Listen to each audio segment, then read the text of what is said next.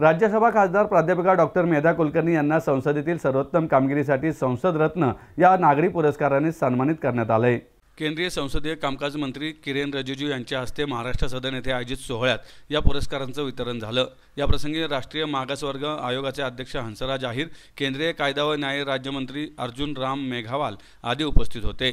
Prime point फाउंडेशनच्या वतीने दरवर्षी लोकसभा आणि राज्यसभेतील उल्लेखनीय कार्याबद्दल खासदारांना संसद रत्न पुरस्काराने सन्मानित करण्यात येते। यंदा 17 खासदारांना या पुरस्काराचा मान मिळाला आहे।